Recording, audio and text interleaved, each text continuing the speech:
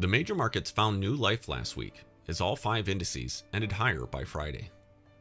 The tech-focused Nasdaq led the pack as the information technology sector surpassed all other sectors last week. While the industrial sector closed higher, it only barely managed to close in the green. This weakness was in large part due to the significant drop in Boeing stock. The airline manufacturer has been making headlines recently due to two crashes of their 737 MAX 8 planes. Investigators have recovered data from the black box, the March 10th crash of Ethiopian Airlines Flight 302 that have led to clear similarities to the Lion Air Flight 610 crash back on October 29th.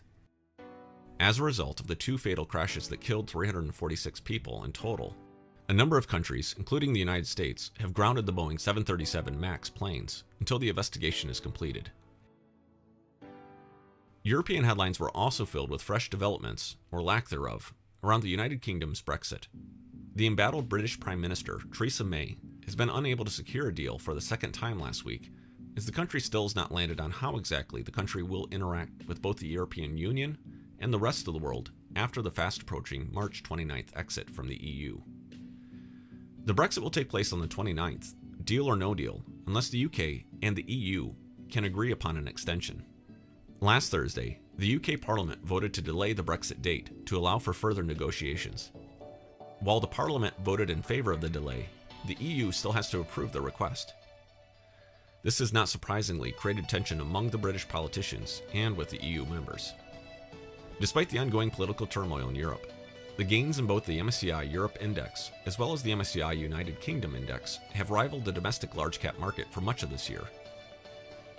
This week, the Fed holds their second FOMC meeting for the year. Currently, most analysts don't anticipate movement in the Fed funds rate for the March meeting on Tuesday and Wednesday. On March 10th, Fed President Jerome Powell stated in an interview with 60 Minutes that the Fed would be patient, and that patient means that we don't feel any hurry to change our interest rate policy. What's happened in the last 90 days or so is that we've seen increasing evidence of the global economy slowing down, although our own economy has continued to perform well. Finally, the 10-year yield closed at 2.59% on Friday. This represents some of the lowest levels U.S. Treasuries have seen this year, but overall, rates remain fairly flat from the close of 2018. As a result, this has provided a sense of stability and general accommodation for the domestic equity markets.